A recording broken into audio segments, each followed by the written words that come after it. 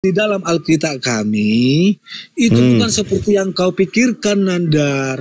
Terus Makanya, seperti yang siapa pikirkan saya tanya. Kalau tidak seperti yang saya pikirkan, seperti yang dipikirkan siapa? Sesuai yang kami pikirkan dengan iman kepercayaan kami. Ngapain Iman kamu berdasarkan apa? Imanmu berdasarkan apa saya tanya? Imanmu berdasarkan apa? Berdasarkan kepercayaan kami. Kepercayaanmu berdasarkan apa? Kepercayaanmu berdasarkan apa? Kepercayaan berdasar iman. Iman berdasar kepercayaan. Arti iman itu apa? Udahlah Nandar, nggak nyambung. Macet. Harusnya begini. Nggak nyambung kan, Nandar. Iman itu adalah percaya. Percaya berdasarkan apa? Berdasarkan ayat Alkitab. Kabur. Macet saudara-saudara. Sungguh sangat nekat. Siapa lagi? Siapa lagi domba berikutnya? Ingat. Selamat malam Pak Nandar. Ya, selamat malam. Nusantara, Bumi Pala. Terima kasih. Silakan on cam, brother. Oke, Le, on cam, Le. Jangan takut, Le. Mana sih ini on camnya? Iya, nih, Le. Nih, Le, diterima, Le. Oke, selamat malam ya. Selamat malam, Le. Mau lihat godang. Saya senang. Sabar ya, Le ya. Sabar dulu, Le. Saya Kristen. Ya, baik Efraim. Jadi saya senang. Dengar dulu, saya senang karena Pak Nandar suka membahas iman kekristenan. Ditambah, kalau kemarin kan bulan-bulan yang lalu bahas mengenai Allah Tritunggal. Udah selesai kan, udah beres. Jadi cari ayat lain lagi mengenai apa kemarin itu. Minum racun sudah dijawab. Ini ayat yang baru lagi di Wahyu berapa tadi itu? Wahyu 19 ayat ke-7 Yesus kawin. Coba dibaca. Wahyu 19 ayat ke-7 Yesus kawin. Wahyu 19 ayat yang ke-7. Yesus kawin. Coba dibuka, Mbak. Marilah kita bersuka cita. Sorry. Ya. Marilah lanjut. Dan bersorak-sorai dan memuliakan Dia, karena hari perkawinan anak domba telah tiba dan pengantinnya telah siap sedia. Jadi pertanyaannya apa, Pak Nandar? Oke, anak domba di situ siapa? Anak domba di sini ya seperti yang Bapak Nandar bilang itu Yesus. Yesus ya. Baik, hari kita ganti ya, karena Anda sudah tahu tuh. Hari perkawinan telah tiba. Hari perkawinan Yesus telah tiba dan pengantinnya telah siap sedia. Saya tanya, Yesus kawin sama pengantin siapa di situ? Kata kawin di sini tidak dipakai dalam bentuk seperti. Saya nggak tanya itu, abangku. Fokus, abang. Saya rasa abang pinter.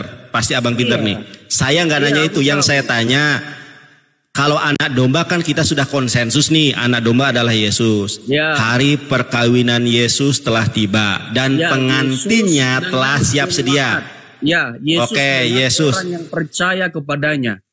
Oke, baik. Kita berarti fix dulu ya. Jadi Yesus kawin dengan orang yang percaya kepadanya. Fix dulu ya. Sepakat kita ya. Oke, sepakat. Terus ini gambaran kata perkawinan itu sebuah gambaran. Enggak, jangan ke gambaran dulu ya. Kita sabar dulu deh. Yesus anak domba kita sudah sabar dulu.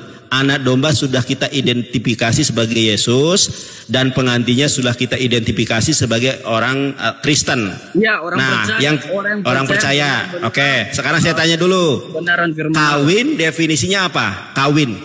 Definisi kawin itu tidak langsung merujuk pada satu hubungan badan. Oke, sekarang saya tanya. Sebuah gambaran.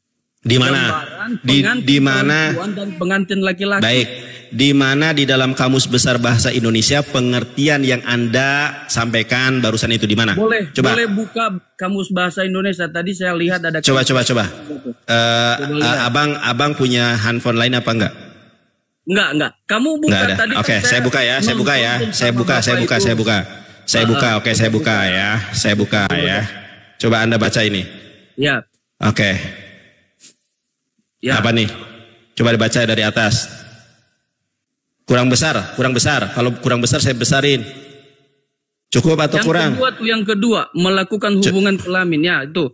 Nah, melakukan hubungan. Ya udah, gini. Aduh. Stop. Keluarga dalam lawan jenis. Oke, apa deh? Ya. Apa itu? Apa tuh? Nomor 2. Kan kita nggak merujuk kepada satu arti. Kan Oke, di sini apa kayak? Banyak arti. Oke, di sini apa? Dalam ya apa coba? Yang luas satu-satu dulu, satu-satu dulu. Indonesia. Satu-satu dulu, satu-satu. Bahasa Indonesia mengatakan dalam pengertian yang luas. Tetapi ya, satu dulu. Bahasa Indonesia mengerucut pada satu hubungan badan. Tetapi dalam Alkitab tidak selalu bergantung pada terjemahan. Di mana itu? Apa? Enggak, Alkitab Abang ini, Alkitab Abang ini, Alkitab Abang ini dalam bahasa apa? Bahasa Indonesia. Halo? Bahasa Indonesia. Jadi kita Alkitab Abang itu satu kata. Iya, oke, kita lihat nih. Abang jangan kemana-mana dulu, Bang. Ya, Coba Abang baca dari 1 sampai ke 4 sampai yang terakhir, bahkan sampai yang kesimpulannya nih. Coba Abang baca satu-satu. Iya. Ya, kawin. Apa ini? Coba kawin. Kalau di scroll ke bawah ada nomor 4 itu makna lain. Coba. Yang nomor 4. Coba. Dalam coba. Memiliki makna yang luas. Ya, mulai dari ikatan pernikahan. Jadi yang dipakai apa itu? Jangan dipotong deh. Coba jangan. Itu ya. Oke, saya nggak potong ya. Pernikahan hingga hubungan seksual. Nah, itu dalam bahasa biologis secara manusia, Penanda. Nah, Tuhan memakai hal itu antara manusia dengan Tuhan sama seperti hubungan suami istri, ada keintiman di dalamnya, bukan wik-wik, bukan. Loh, di mana definisi itu ada? Dalam Kamus Besar Bahasa Indonesia nggak ada definisi itu. Iya, tapi hubungan dalam perkawinan, bukan langsung dikatakan di situ hubungan melakukan hubungan badan. Macet kan Abang? Di sini dikatakan perkawinan anak domba, artinya merupakan sebuah hubungan kedekatan. Tapi di situ kawin, Bang. Jadi begini, kenapa enggak? Coba. Kayak abangku, Abang baca. Bentar. Abangku ya.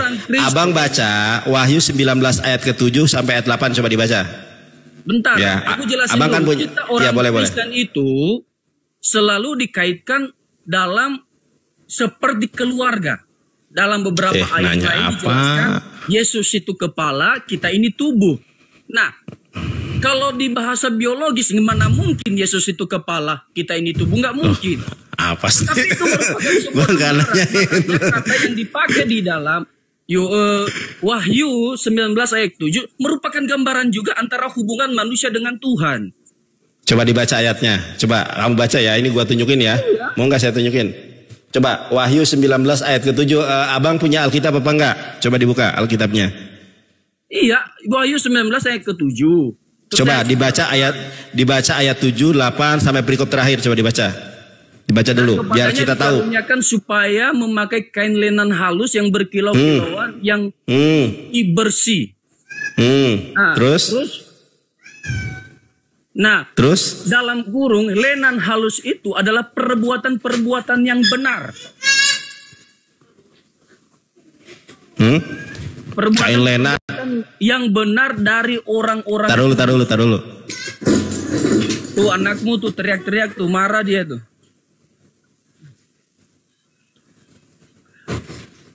Ada 2000 penonton ini. Saya jadi artis mendadak. Ntar Bang ya, pusingku. Oke ya. Anak domba di situ adalah Yesus. Ya. Sedangkan pengantinnya adalah jemaat. Ya. Kawin itu berhubungan badan atau hubungan seksualitas. No, itu sebuah gambaran. Di mana ada ayat gambaran di situ?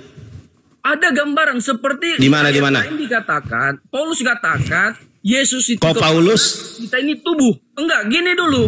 Biar penonton mengerti, jangan dipotong-potong dulu. Gambarannya seperti ini. Yesus kepala, kita ini tubuh. Secara biologis nggak mungkin. Ya kepala kita, tubuh ya tubuh kita, nggak mungkin Yesus. Ya nggak sih? Tapi itu merupakan satu gambaran, ya. Aduh, jangan marah Bang, jangan marah Bang, tenang Bang. Makanya kata yang dipakai di dalam Wahyu 19 ayat ke-7 merupakan gambaran juga antara Yesus dengan jemaat. Bahwa mempunyai hubungan yang intim. Orang-orang yang benar. Itu dijelaskan di dalam ayat yang ke-8 tadi. Yang Lena halus itu berbicara mengenai orang-orang yang benar yang kudus di hadapan Tuhan. Baik, saya tanya nih. Baik, oke. Wahyu 19 sabar dulu. Wahyu 19 ayat ke-7 itu gambaran di mana? Di sorga atau di bumi? Wahyu 19 ayat ke-7. Gambarannya di mana itu? Perkawinan itu gambarannya di mana? Di sorga atau di bumi? Di bumi. Perkawinan itu di sorga. Di sorga. Baca sekarang. Yohanes 16 ayat 25. Coba dibaca. Saya baca dah ya. Gospel Yohanes 16:25 bahwa di sorga itu tidak ada lagi perumpamaan. Di dalam sorga tidak ada lagi makna kiasan. Berapa Yesus Yohanes berapa dulu? Yohanes 16:25 di sorga tidak ada lagi kata perumpamaan. Ya. Coba. Itu kan yang dibaca dulu ayatnya. Yohanes 16:25. Ayatnya yang kelima. Yohanes 16 ayat ke-25. Di dalam sorga tidak ada lagi kiasan. Tetapi nyata. Coba kau baca. Ini kukatakan kepadamu. Jadi kita tidak baca satu ayat. Jangan ditafsirkan, dibaca dulu. Enggak, kita baca semua. Jangan. Iya, dibaca. Biar jelas. Jangan potong satu ayat nanti sesat. Coba dibaca. Karena kena kan? Apa tuh? Ya, sampai sekarang kamu belum meminta sesuatu dalam namaku, minta. Wah, salah kan di mana? 25. Semuanya ini kukatakan kepadamu kiasan. Kepadamu kiasan, akan tiba saatnya aku pergi. Ya, aku tidak lagi berkata-kata kepadamu dengan kiasan, tetapi terus terang memberitahu kepada Bapamu. Pada hari itu dipotong nih. Oke, dipotong, lihat teman-teman ya. Yohanes 16. Jadi di sorga itu tidak ada lagi perumpamaan. Di surga ya. Perumpamaan, betul. Betul. Kita lihat ini. Begini. Coba Yohanes, coba dibaca dulu. Coba dibaca dulu. Apa dibaca ini? Apa? Ya, tidak ada kata kiasan. Bagi sekarang saya tanya. Jadi gambaran kamu tentang itu tadi kiasan atau bukan? Enggak, beda konteks Nanda. Beda konteks. Jangan di sorga tidak ada kiasan, tapi kalau Yesus kawin adalah kiasan. Yesus adalah kepala. Nandar, banyak orang sesat seperti yang kalian framing di Alkitab. Anda tadi mengatakan di sorga. Sebentar Bang. Yohanes 16. Sabar dulu. Jangan keracun. Dicomot satu ayat. Yohanes mengerti konteks pembicaraan Yesus pada waktu itu kepada murid. Yohanes 16:25 di sorga tidak ada lagi kiasan. Sekarang saya tanya, kawinnya Yesus itu dengan jemaat kiasan atau bukan? Itu gambaran. Gambaran apa? Seperti laki-laki menikah kepada wanita, mereka mempunyai hubungan yang intim. Itu apa namanya? Hubungan yang dekat. Hubungan intim gimana maksudnya? Ya, hubungan yang dekat seperti Bapak Nandar nih kepada istri Bapak Nandar ya. Kalau dibilang udah kawin, mereka udah kawin, berarti setiap hari ngelakuin wik-wik mulu. Enggak kan? Jeder. Aduh, kena tuh. Berarti Yesus wik-wik. Bentar. Ketika orang melihat Panandar dengan istri Panandar udah kawin, wah, mereka mempunyai hubungan yang dekat, hubungan yang intim, yang tidak bisa diganggu siapa-siapa lagi. Nah, seperti itu kita dengan Tuhan. Bukan berbicara dengan wik-wik. Itu hanya bahasa gambaran saja, ibarat seperti pengantin laki-laki dengan pengantin perempuan mempunyai hubungan yang sangat dekat. Begitu. Coba sekarang kau lihat Wahyu 19. Katamu Yesus kawin sama para jemaat. Kalau para jemaat berarti istrinya banyak. Gimana sih? Iya, jemaat itu walaupun banyak, tetapi dalam konteks itu mempunyai arti kata gambaran yang dipakai di dalamnya Pak Nanda. Oke, saya tanya, di dalam surga ada gambaran atau nyata? Di dalam surga dalam konteks apa dulu? Iya, di dalam sorga menurut Yesus Yohanes 16:25, apakah di dalam sorga itu gambaran atau realita literal? Literal. Berarti Yesus kawinnya apa? Gambaran atau literal? Itu mau dijelaskan bagaimana? Ya, kalian susah. Karena satu, beda iman, beda kepercayaan, nggak bisa. Ya bagus dong kalian mencari terus kelemahan Alkitab, nggak apa-apa. Saya tidak perlu mencari, memang udah lemah. Alkitab itu sudah lemah, Bang. Yohanes mengatakan kepada jemaat Tuhan bahwa lihat anak domba Allah. Bahwa lihat anak domba Allah, mari kita bersuka cita karena apa tadi? Lupa, perkawinan ya. Hari perkawinan. Hari perkawinan telah tiba. Artinya lihat dia yang telah lihat dia yang bentar ya. Aku lagi nervous. Minum dulu Bang. Minum dulu. Ada air nggak? Bentar daripada. Iya. Minum dulu. 16 ayat berapa tadi? 7 ya? 19. Wahyu 19 ayat ke-7, 8, 9 kau bacalah. Ya. 19 ayatnya yang ke-7. 7, 8 dia bacalah sampai akhir perikop. Saudara memulaikan dia karena hari perkawinan anak domba telah tiba. Ya. Jadi kembali lagi ke gambaran. Gambaran sebuah hubungan yang dekat kepada lawan jenis atau kepada orang yang dia cintai begitu. Mau lihat godang. Laet tadi mengatakan bahwa itu makna literal. Kok jadi gambaran lagi? Enggak, itu gambaran. Tidak ada yang namanya perkawinan di situ dimaknai hubungan badan, tidak ada. Baik. Di dalam sorga itu menurut Yohanes 16:25 literal atau gambaran atau kiasan? Literal atau literal? Di dalam Yohanes itu Yesus menjelaskan kepada murid-muridnya pada waktu itu. Iya, menjelaskan kalau nanti itu bukan lagi kiasan kata Yesus, tetapi makna sesungguhnya tentang Bapa kepadamu. Sekarang saya tanya, di dalam Wahyu 19 ayat ke-7 itu gambaran atau makna yang sesungguhnya? Itu gambaran, kata perkawinannya gambaran. Katanya nggak ada lagi gambaran. Katanya letterlock, sekarang berubah lagi. Wahyu 19. Begitu. Katanya tadi letterlock. Gini, kalau mau tahu ada Yesus juga mengatakan begini, Nanda. Di surga tidak kawin mengawin. Di mana ayatnya? Di mana ayatnya kalau di surga tidak ada kawin mengawin? Saya sudah tahu. Saya sudah tahu ayatnya. Oke, saya tunjukkan ya. Ayatnya ya di saya nggak ada ayatnya. Nggak ada ayatnya. Ada ayatnya. Berarti kamu pura-pura aja tadi ya? Enggak ada ayatnya. Coba tunjukkan di mana ayatnya. Nanti kamu framing ayat itu kamu pakai untuk ini ya. Ya, jadi coba tunjukkan ayatnya. Begini aja Pak Nandar, mau debat di dalam Pak Nandar ini saya tetap kalah. Mau bagaimanapun itu. Enggak usah, kita enggak mencari menang kalah. Di mana ayatnya ada kalau di dalam surga tidak ada kawin? Kenal Juma kan? Kok enggak usah gini. Terkenal kan? Saya pernah naik di roomnya Juma. Naik tunggal. Tetapi saya tidak membahas tentang Tritunggal. Saya enggak bahas. Di mana ayatnya? Di mana ayatnya kalau di surga tidak ada kawin mengawin? Di mana? Coba di mana ayatnya? Cari sendiri. Kok cari sendiri? Oke, saya tahu ayatnya. Ya cari diketik dulu baru. Nih kita saya ada ini. Nih saya tunjukkan ya.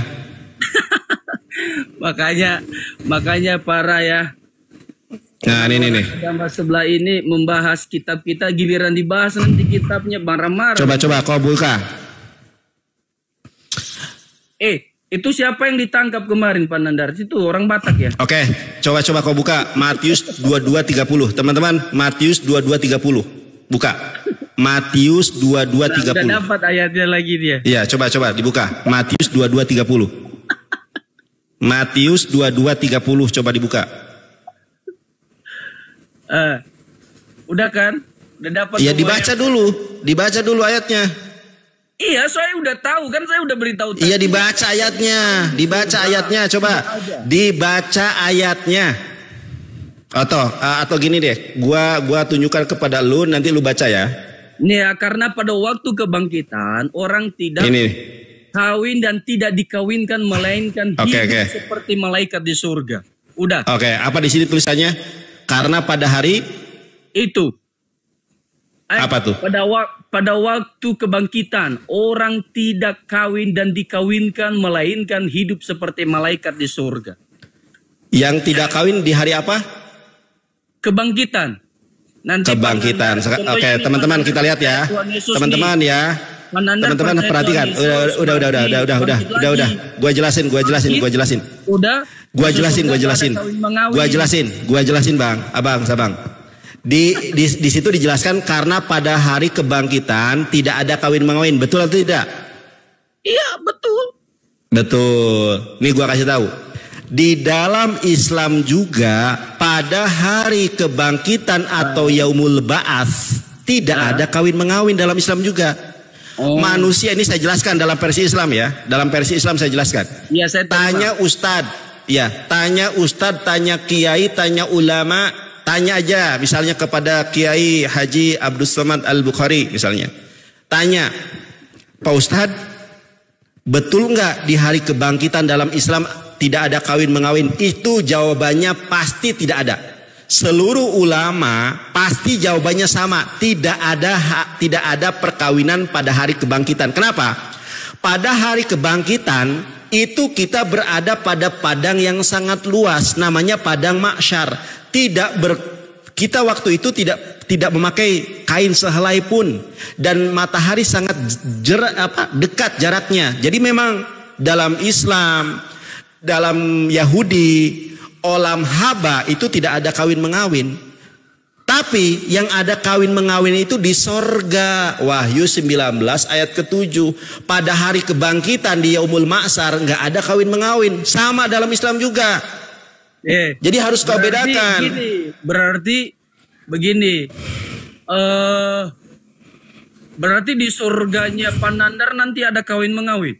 Sama seperti Yesus di dalam surganya kawin mengawin. Loh, Wahyu 19 ayat ke-7 ada di mana saya tanya? 19 ayat yang ke-7 itu. Ada di mana itu? Sebuah gambaran kedekatan. Tadi katanya nggak ada gambaran, itu makna literal. Sekarang dirubah lagi. Saya udah bilang tadi, gambaran.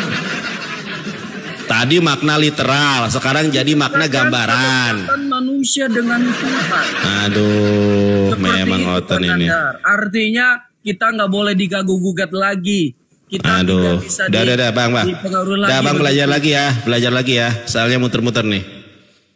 Ya, kita naikkan yang lain. Sabar.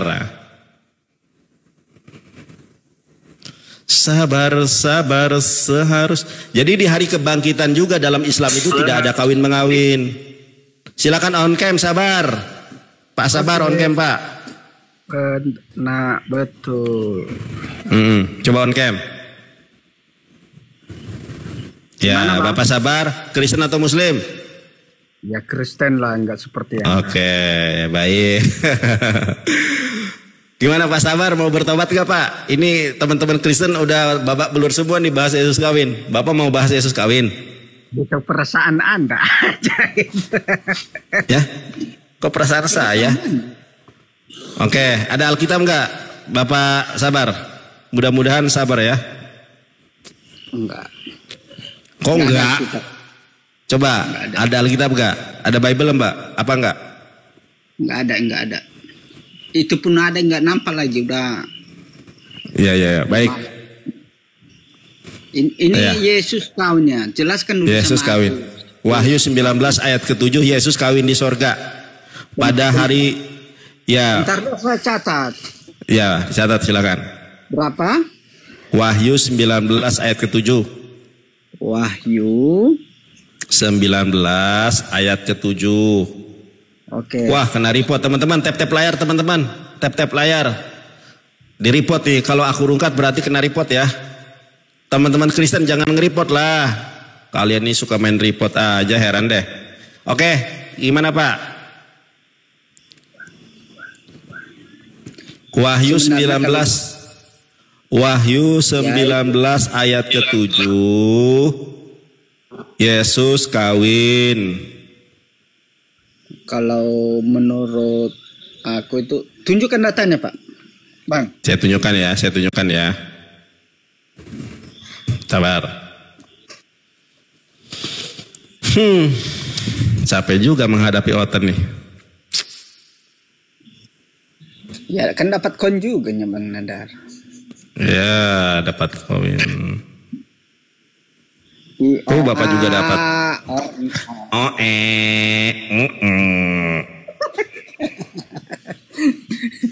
Walaupun aku marah itu kalau kamu bicara itu Nandar, aku ketawa aja itu santai. Iya, kenapa? Ini coba dibaca ya. Teman-teman yang Oten jangan main report ya. Ini sudah mulai goyang nih akunku nih. Banyak keripotan nih. Coba dibaca.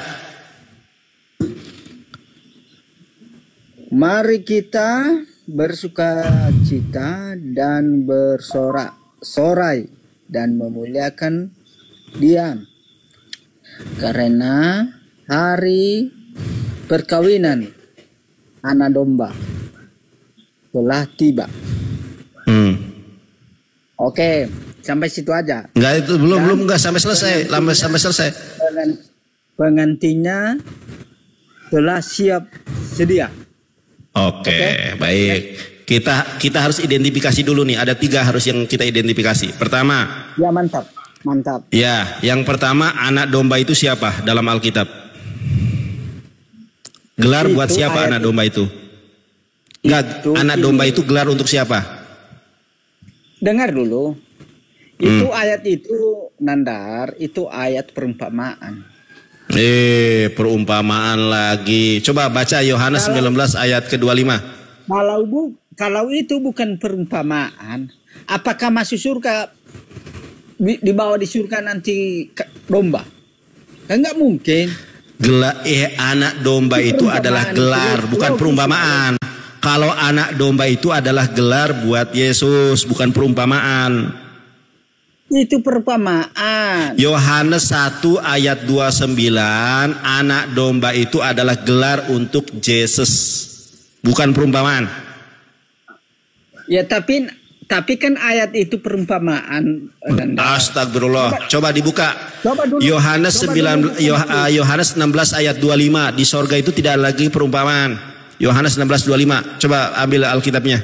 Masa gua semua ini harus baca? Kalau di perumpamaan Yohanes 16:25, coba Anda baca. Yohanes 16:25, di sorga itu sudah tidak ada lagi perumpamaan. Perumpamaan itu ketika Yesus di bumi. Iya, tapi waktu ayat itu dibacakan di surga atau di bumi? Kejadiannya di mana? Ya di bumi. Kejadiannya di bumi ya, di sorga. Aduh. Yesus kawin di sorga kok di bumi. Si bapak ini ngaco nih. Masalah itu waktu turun ayat itu Bang Rijal mengatakan itu. Capek juga menghadapi Oten teman-teman. Nah, kan belum di surga dia bicara. Di mana tempatnya, masih di bumi dia waktu itu. Kalau udah di surga nanti, kan belum masuk. Coba dibaca dulu. Yohanes 16 ayat ke-25 dibaca dulu. Coba. Ini masa gua semua yang harus baca nih, capek nih. Nggak ada yang mau gantiin saya tah, capek nih. Nggak bisa. Apa satu nih Bang Nandar? Aduh. Oke Bang, aku capek Bang. Udah Bang turun dulu. Ya udah buka. Capek guys, menghadapi Oten ternyata. Oke teman-teman, lanjut apa enggak nih? Capek Ada nggak yang mau gantiin Uniripa kemana nih ya?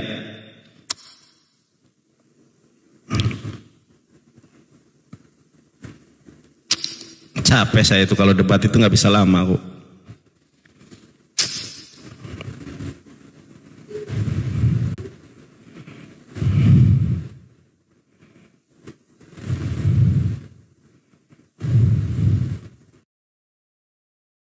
Ya, baca itu. Lukas pasal ke-7 nomor 48. 7:48. Lalu ia berkata kepada perempuan itu, dosamu telah diampuni. Oke? Ya baca sampai 48. Dan mereka duduk makan bersama dengan dia berpikir dalam hati mereka, siapakah ini sehingga ia... Enggak, 47 dari 47, sorry, dari 47. Dari 47 kamu baca, sampai 48. Sebab itu aku berkata kepadamu, dosanya yang banyak yang telah diampuni, sebab ia telah banyak berbuat kasih. Oke, kenapa dia diampuni? Diampuni, sedikit juga berbuat kasih. Kenapa wanita itu diampuni? Wait. Tapi ini kalau kita baca ayat 50. Saya tanya, kata Yesus, kenapa? Benar, artinya kan perikop kan. Kata Yesus, kita harus pahami semua kan, tidak bisa satu ayat. Iya, yang sama saya begini. Tanya di ayat 4. Begini, contoh tidak ada. Kenapa ayat 1 dihilangkan di apokrif, didatangkan ayat baru untuk menjawab ayat yang tadi dibuang gitu loh. Yang saya tanya di ayat 47 itu, kata Yesus perempuan itu diampuni karena apa, Dek? Ya, enggak. Mari, iya betul. Aduh.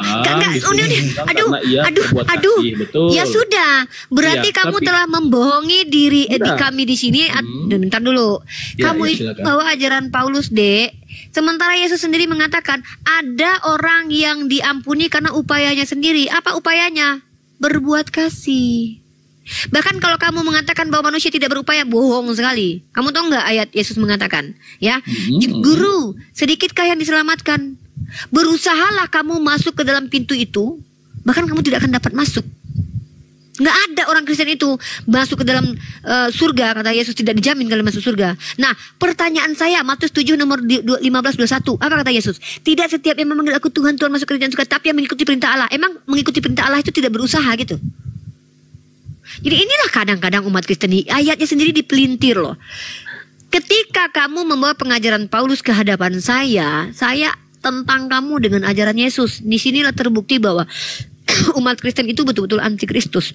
Mereka anti dengan Kristus yang adalah Yesus, tapi mereka ikuti Paulus yang adalah Bapak yang menginginkan kematian Yesus. Yang kata Yesus dalam Yohanes pasal 8:37 adalah iblis. Kata Yesus yang menginginkan kematian Yesus kan iblis bapaknya. Baca deh. Nah, jadi gitu. Sekarang ketika saya sudah tunjukkan kepada kamu perkataan Yesus sendiri terang-terangan mengatakan bahwa perempuan ini telah diampuni karena dia banyak berbuat kasih. Apalagi bantahan kamu terkait bahwa manusia itu bisa mengupayakan keselamatannya. Silakan. Enggak, manusia enggak bisa mengupayakan keselamatannya, itu jelas sih. Cuman kalau ayat itu, ini di ayat itu kayak saya bilang ya, tadi, apa konteksnya? Konteksnya apa? Imanmu telah menyelamatkan engkau, pergilah dengan selamat. Imanmu telah menyelamatkanmu. Kan begitu. Coba kamu baca dari ayat 3 di ayat ke-37 tadi sampai ke ayat 50, coba kamu bacakan semuanya. Ayat? Ya itu udah saya bacakan. Terus di ayat yang saya kasih tadi di awal kamu baca sampai selesai, ya ampun. Iya, tetapi orang yang sedikit diampuni sedikit juga berbuat kasih. Lalu yang berkata kepadamu perempuan dibaca orang yang sedikit mengampuni sedikit yang berbuat kasih sedikit juga diampuni. Artinya ada upaya yang dilakukan. Oh bukan, orang yang sedikit diampuni sedikit juga berbuat karena sedikit kasih. Juga berbuat kasih. Oh enggak, bukan begitu. Tetapi orang yang sedikit diampuni sedikit juga ia berbuat kasih. Beda kan? Lanjut dulu yang lainnya, saya nggak mau lomba-lomba bodoh-bodohan ya. Oke, siap. Bang Angon, assalamualaikum. Ya, bismillahirrahmanirrahim. Assalamualaikum warahmatullahi wabarakatuh. Ini lanjutin nih, saya seneng nih. Antum ini.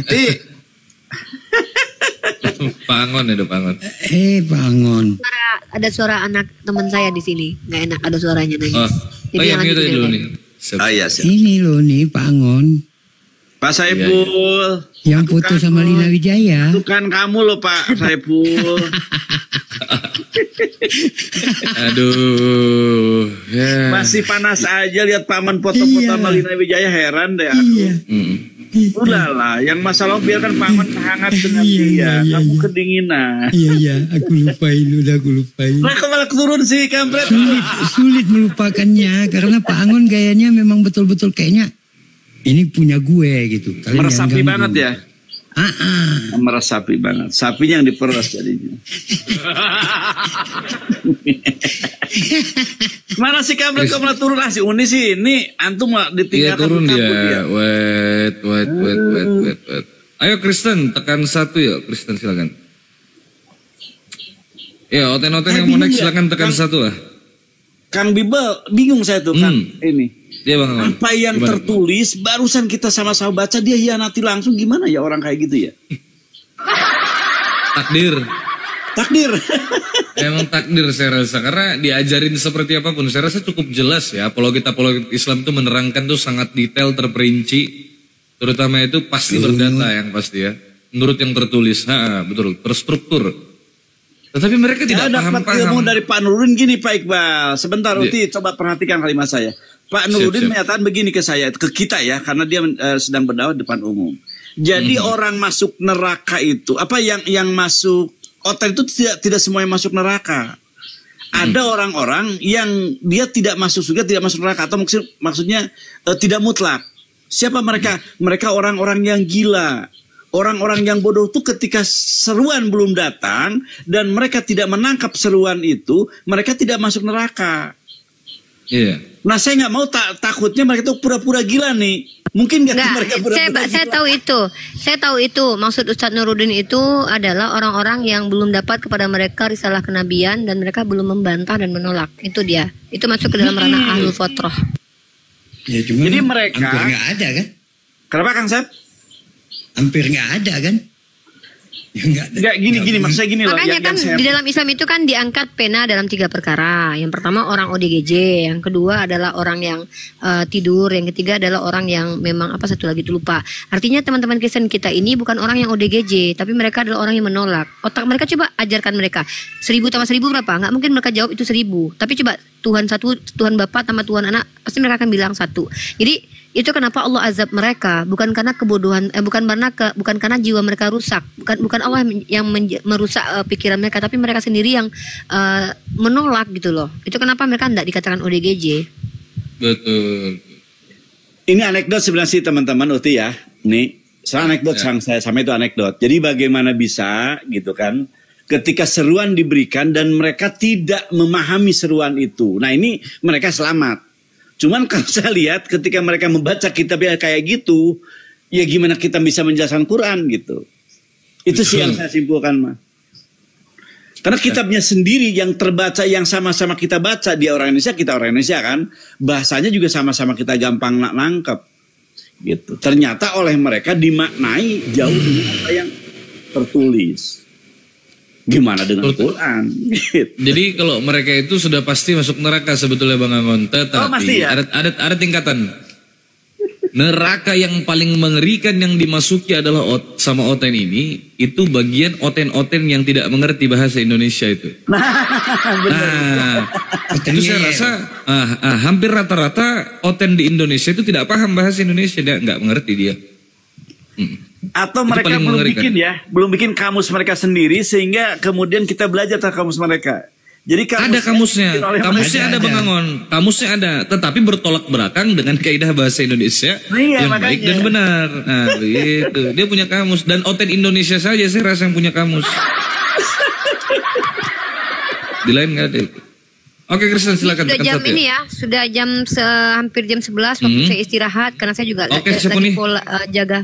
lagi jaga pola tidur, makanya saya cepat-cepat ke Komal kalau diskusi. Kok jam 11? Buat teman-teman muslim di sini jam 9 baru. Sini sudah dari tadi beda 2 jam. Saya di Ternate kan bangun. Ya, istirahat. Ya, mohon maaf teman-teman kalau ada kata-kata yang salah. Kembali lagi, saya tidak mengajak kalian masuk Islam karena Islam itu agama pilihan, bukan agama yang ditawar-tawarkan itu saja. Dan juga Islam adalah perkara tentang kualitas bukan kuantitas. Lebih baik sedikit tapi berkualitas ketimbang banyak tapi bak bui di lautan. Artinya tidak ada orientasi saya untuk mengislamkan, tetapi lebih mengajak kalian berpikir. Mohon maaf kalau ada kata-kata salah. Semua yang saya sampaikan itu boleh kalian anggapi, boleh kalian bantah, boleh kalian kritisi, bahkan boleh kalian laporkan kalau itu berupa penistaan menurut kalian. Tapi siap-siap kalian di pengadilan berhadapan dengan saya ya. Nah, mohon maaf kalau ada kata-kata salah. Wabillahi taufiq wal hidayah. Assalamualaikum warahmatullahi wabarakatuh dan selamat malam buat teman-teman Kristen. Dadah semuanya. Waalaikumsalam warahmatullahi wabarakatuh. Terima kasih banyak Uni. Ya. Silakan di-follow akun Uni Rifa teman-teman ya. Akun Unirifa tadi di follow, akun Bang Saiful, akun Bang Angon silakan di follow. Teman-teman yang ada di bawah, masih kita lanjut. Gimana Bang Angon? Siap kita sikat ini? Mainkan.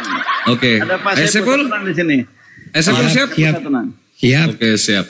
Oke teman-teman yang ada di bawah, bantu tap-tap layar, bantu share. Yang belum follow silakan follow akun host dulu. Follow akun Pak Angon, Ayah Saiful dan saudara saya Rangkayo. Silakan di follow dulu, dibantu share. Tap layarnya saudara-saudariku, makasih udah bantu support, makasih. Aki Ardi tadi mana? Turun lagi. Kabur dia, mana dia? Makan dia. Akibat ngolok-ngolok, itu akun besarnya tuh yang 50k udah followersnya tumbang. Dia ngolok-ngolok pakai filter tuh, ternyata terlarang juga filter itu ya, bahaya ya. Oh iya, aku nggak nengok tadi. Dia pakai filter. Masya Allah, luar biasa ya teman-teman ya. Hasil diskusi daripada dan apa yang disampaikan oleh Unirifa pada malam hari ini itu sebetulnya daging semua. Jadi tergantung bagaimana cara teman-teman semua menyikapi ya. Luar biasa. Kalau ada kebencian ya dari kalian terhadap narasi Unirifa, bukankah kita bisa menilai dari seseorang itu di narasinya kan? Sesuatu narasi yang dibangun, yang dikemukakan, argumennya yang kemudian masuk ke gampang lah, kita gampang menangkapnya gitu kan. Artinya itu kebenaran. Ya, narasinya gampang ditangkap, argumennya dibenarkan oleh hati batin kita, maka itu kebenaran. Dan betul, saya sangat setuju kalimat terakhir dia. Islam itu nggak boleh memaksa. Ketika kalian kemudian telah menerima itu semua, tapi kemudian kalian menolak dengan pertimbangan hawa nafsu kalian, gitu ya, maka itu kalian beresiko. Ibarat dikasih makan, ini ada makanan loh, gitu kan? Makanan yang baik, menyehatkan, bisa menjadi kalian sehat tumbuh dan segala macam, tapi kalian menolak. Cenderung kalian malah makan sesuatu yang tidak bermanfaat. Nah di sini kalian sedang menzalimi diri sendiri. Di dalam Islam menjolimi diri sendiri juga nggak boleh, gitu. Dalam Islam, maka silahkan kembali betul, silahkan ya. Penjelasan diberikan, narasi diberikan, ya. Tetapi penolakan itu kembali ke hati kalian. Oh Pak, saya nyaman di sini, ya udah jalanin gitu kan. Tetapi kebenaran sedang kamu hianati, gitu ya Ustaz ya. Lanjut. Masya Allah, luar biasa. Jadi sebenarnya kalau Oten ini punya kaedah aja, punya hukum yang jelas, ya kan? Tadi itu mudah jawabannya itu. Betul ya. Mengenai wanita yang dibebaskan Yesus itu. Mudah sekali jawabannya. Kenapa dia dibebaskan Yesus? Karena di situ nggak ada disebutkan ada laki-lakinya. Artinya tidak terbukti dia berzina. Bukan Yesus hukum kasih. Dia sedang menjalankan hukum Taurat. Karena tidak terbukti, tidak dia hukum. Itunya dia. Masa ada zina cuman perempuan aja? Agak lain. Kristen silakan kotakan satu lah, multi ya. Oke, bisa jadi ya. Kan apam ketemu apam bisa ya. Iya, tapi kan cuma satu. Cuma satu orang perempuannya. Ini mungkin para sepuh mau naik ini, para sepuh. Ada Bang Turiman juga ini. Mungkin ini ayah. Dia senam jari kali. Cuci tangan. Waalaikumsalam warahmatullahi wabarakatuh. Nah, udah lihat video saya, pipi saya yang sekarang? Nah, lihat apa itu betul? Ya, pipi yang terbaru. Nanti saya nonton. Nah, itu ya. Ternyata putusan sidang tidak terbukti, tidak bersalah. Ya. Nah, itu ya. Jadi di backup sama Bang Juma itu di situ di video. Nah, masa yang disalib orang yang terkutuk gimana? Padahal Yesus dalam sidangnya, Pontius Pilatus tidak ada diketemukan kesalahan dan tidak setimpal dihukum mati. Berarti bebas murni.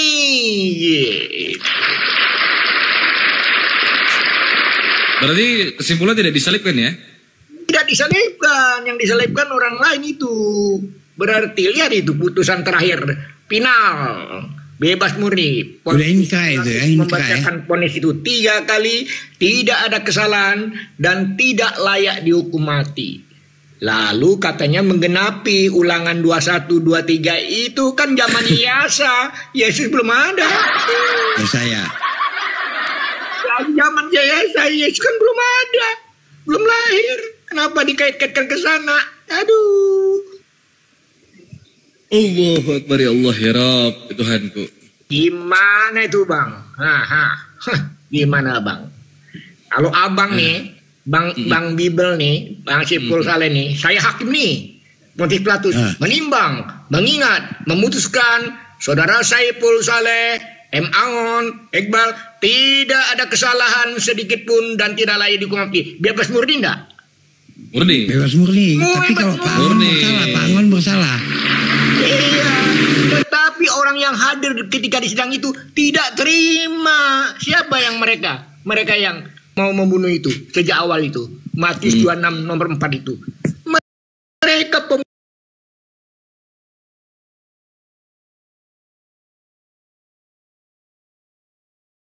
proses persidangan Yesus bersama Pilatus itu wajar. Karena memang itu bidangnya beliau itu. Nah, dan itu dakwah saya dengan orang-orang yang profesor doktor itu masuk akal ya. Oh ya begitu ya Pak Suliman ya. Kok ada berkas sidang di dalam Bible itu? Setahu saya Pak Profesor, Pak Dokter, yang kalau yang berkas sidang itu adalah jurisprudensi itu catatan di Mahkamah Agung. Ini kok di dalam Bible? Saya bilang waduh. Iya. Itu tulisannya pakai ketikan atau gimana Pak Suliman? Ya, catatan sidang itu harusnya kan kalau sekarang kan pakai mesin tik tuh kan. Iya, mesin tik. Dulu kan enggak ada. Itu. Dulu pakai apa itu? Begitu saya buka literasinya, ternyatanya sastra Pontius Pilatus ternyata. Ya Allah.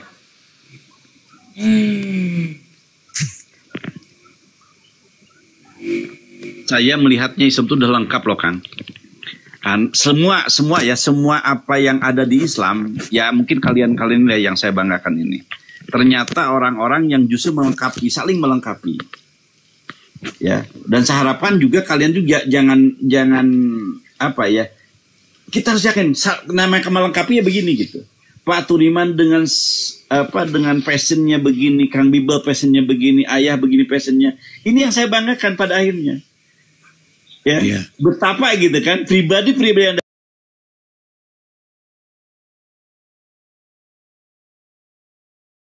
muslim justru melengkapi.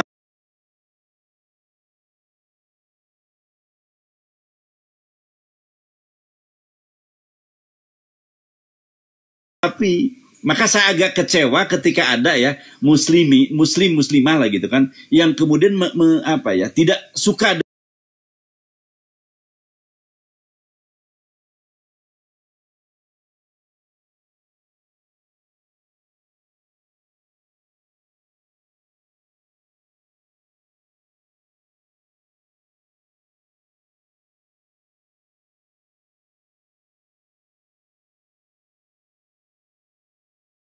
yang penakluknya ya kan. Ada yang deket Lina Wijaya gitu kan. Ya kan langsung gitu. Ya enak ya dia. Menghibur Pak Insaf. Ketahuan ini. Aku nggak dengar. Penakluk kontennya. Tapi betul Kang ya, kita harus jujur ya Kang ya. Saya memang kalau Pak Angon ini kan ganteng orangnya, kayak James Bond gitu Bang Iqbal. Siapa? Iya. Kayak James Bond gitu kan Pak Angon ini gayanya. Serius Pak? Wah, kalau cewek Lina Wijaya, wah. Serius Pak? Diajak foto selfie berdua. Macam nggak ada Pak, kami dibuatnya. Kita serius lagi, mau serius lagi Pak Saiful ya. Saya benar Kang, saya termasuk orang lama ya bersama dengan teman-teman dan hari ini kelengkapan itu udah ada. Tetapi saya kadang-kadang suka evaluasi diri. Ya Allah, kalau ternyata apa yang ada di sana udah ada pada mereka, apakah saya akan terbuang? Nah, ini kadang-kadang terpikir sana teman-teman. Jadi saya harapkan teman-teman juga kemudian menyadari yang hal sama. Kalau semua debater ada, penguasa Bible ada, peneliti ada, bahkan hukumnya ada kan gitu. Yang bercanda juga ada, yang pandai untuk berbikin lagu juga ada. Saya yang bertanya jadinya, ya Allah kira-kira manfaat saya gitu kan untuk umat itu apa? Tetap ada lah. Ada ya? Ya Allah, semoga ya. Semuanya James Bond. Tetap Allah. Selalulah kita memberikan ruang untuk saudara-saudara kita, apapun itu. Selagi itu masih dalam konteks kebenaran, yang disampaikan adalah kebenaran, kenapa tidak? Why not? Masya Allah. Walaupun kita mungkin berulang kata ya, kata-kata berulang ya kan ya. Betul. Kata pengulangan dari antum saya reka ulang lagi atau ucapan nggak masalah lah, nggak masalah. Justru itu poinnya, justru itu tujuannya. Kan? Audien berbeda gitu kan, kemudian atau bisa jadi audien yang sama, tetapi ketika berulang jadi pembenaran kan. Betul. Oh iya Pak Turiman bisa dipahami. Gitu. Iya. Cara Pak Angon mungkin bisa lebih mudah dipahami. Mudah dirasakan ya. Iya. Mungkin ya. Saya takutnya kesana lagi larinya kan. Enggak. Belum lagi. Lanjut. Masya Allah, silakan. Muhammad itu kalau kita jumpa. Editor kalau 10 tahun lagi kita jumpa, saya rasa ketawa-ketawa juga kita ingat-ingat itu ya. Jejak digital itu susah hilangnya ya. Pasti kita kalau kita panjang umur. Ini bukan jejak digital, Bal. Apa itu? Kami sama-sama di posisi yang sama gitu, di lokasi yang sama. Kami saksi langsung, saksi mata gimana? Tapi kan kelihatan keluar masuknya kan? Enggak kan, kelihatan keluar masuknya kan, jangan sampai loh. Ada pertandingan itu. Aku lihat sendiri Pak Aman keluar masuknya, nah itu bahaya saya. Layak untuk segera dirajam itu.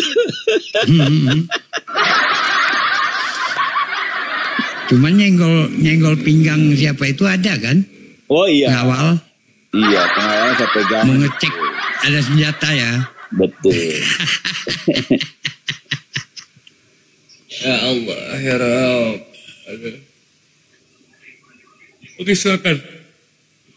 Luar biasa kata Bible ini. Sudah berapa jam dah? Sudah berapa jam ini? Saya live sebelum maghrib. Istirahat tadi saya maghrib, dilanjutkan digentian sama Bang Gema. Sampai sekarang. Kurang lebih siang Bang, habis Jumat. 7 jam. Enggak, tadi siang beda. Masa dari siang? Iya. Luar biasa itu ya. Jadi inspirasinya itu saya nonton Ustadz Jumat dengan berdebat dengan pendeta terakhir tuh. Pendeta yang suka joget-joget tuh. Pendeta yang juga joget kalau itu joget-joget ya. Yang ngomongnya agak pelo kan? Bukan? Enggak. Jualnya di PD saya. Lancar PD dia, pendeta. Tapi dia memang hanya cari jeep aja. Dia setiap udah jawab itu pasti berjoget-joget pakai musik. Lalu disetelkan sama ya, jadi diintip sama Ustadz Juma itu kan. Jadi orang yang fasik kan, yang menggantikan orang yang fasik kan. Jadi kan orang yang fasik kan. Nah, padahal kan lalu ditanya sama Bung Juma kan, kalau memang pendeta bisa menemukan bahwa Yesus itu bersalah dan setimpal dengan mati, saya baru berhenti. Nah, itu kan. Kan hasil-hasil penelitian saya kirim semuanya itu kan, itu ke Uniripa kayak itu, ke semuanya saya kirim itu hasil diskusi terfokus dengan para mu'alaf yang gelarnya bukan abal-abal, doktor, profesor gitu. Setelah kami mendengar misalnya kata Bible ini, live-nya Bible, kami diskusi terfokus begitu loh, melakukan diskusi terfokus untuk sekalian membina para mu'alaf itu diskusi terfokus gitu. Sidangnya itu berapa jam itu Bang? Sidangnya itu kan malam, sidangnya anak manusia itu malam. Digelar malam ya? Malam, nggak boleh itu melanggar hukum pidana Romawi, nggak boleh sidang malam itu. Mana ada sidang malam? Iya mak. Iya kan? Berapa lama itu? Ya. Berapa jam? Analisis semiotika ini berapa lama dibuat abstrak Bang, tulisannya nih 136 halaman. Selama zaman Facebook kan saya sudah mengikuti dialog ini ya, dialog lintas agama kan, lintas teks gitu kan.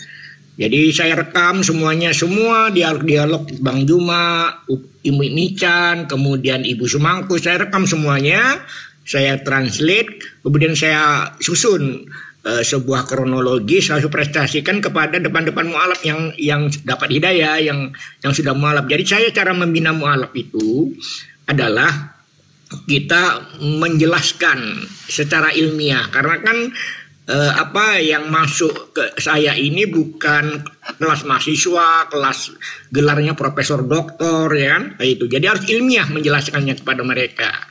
Nah, tapi ada juga bagian-bagian orang yang membina mualaf itu, yang bagian orang tua, mak, kalau saya bagian anak-anak mudanya. Jadi memang harus ilmiah begitu, ya kan? Menjelaskannya harus ilmiah begitu. Ya, jadi sudah 1 tahun ini akan dibukukan. Jadi akan dibukukan ini diteliti, udah diedit sama Bang Mahadewa, tapi belum selesai begitu kan. Udah 200 halaman itu. Jadi penuh pelanggaran itu sidangnya. Oh, perlu pelanggaran itu, kesaksian itu, mulai dari peristiwa penangkapan itu sudah melanggar itu, ya kan? Enggak. Iyalah, cacat ya penangkapannya. Cacat itu. Ada yang playing victim di antara mereka? Oh, ada. Jadi Sahendrin itu mendatangkan saksi tapi saksinya ternyata yang didatangkan oleh Sahendrin itu saling menyalahkan begitu. Jadi kan kalau dalam hukum pidana Romawi, dalam hukum pidana satu saksi kan bukan saksi, maka berkas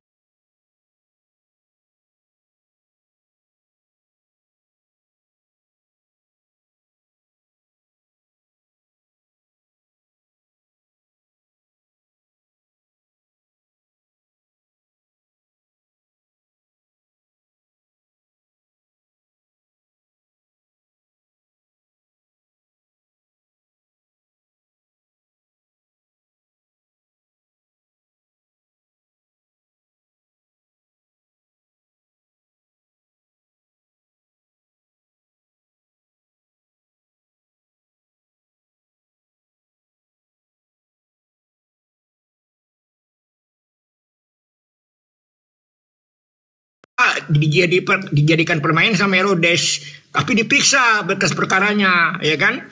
Tadinya Herodes sama Pontius Pilatus ini konflik, ya kan? Konflik. Jadi bersahabat lagi dia, sama-sama penjajah kan, Romawi kan, di zaman Herodes kan, di zaman Kaisar Agustus kan. Nah,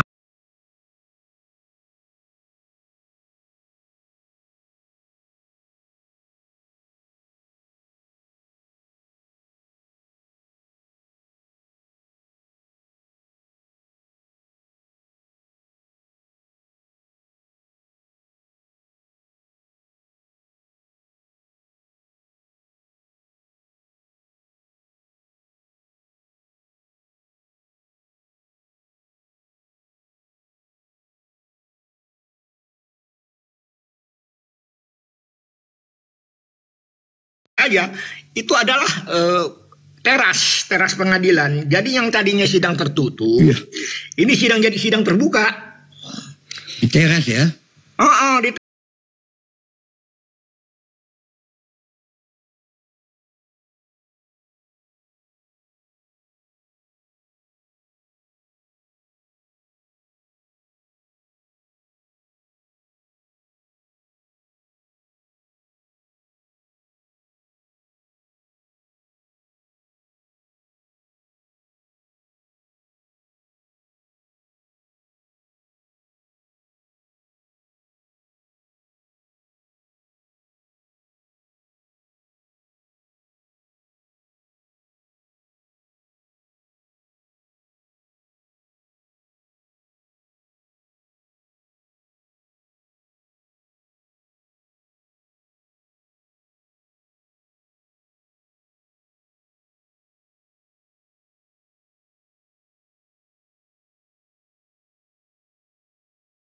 akhirnya punya ide si Pontius Pilatus, ya kan, disuruh dipilih siapa yang mau dibebaskan nih, ya kan, Yesus atau Yesus Barabas. Nah, Yesus Barabas ini adalah seorang pemberontak begitu. Nah, Pak Turiman, maaf, saya potong dikit. Apakah yang di Apokripa pun oleh antum dijadikan sebagai rujukan untuk memperkuat semua narasi? Yang di Apokripa, yang di Anonik pun memperkuat dengan literasi. Oh ada, tetap antum baca juga ya, jadi rujukan juga ya untuk penguatan. Tapi kalau saya tunjukkan literasinya pasti kena banned nih TikTok Anda kan gitu, karena itu kan di pohon kan, digantung di pohon, jadi ke belakang gambarnya itu.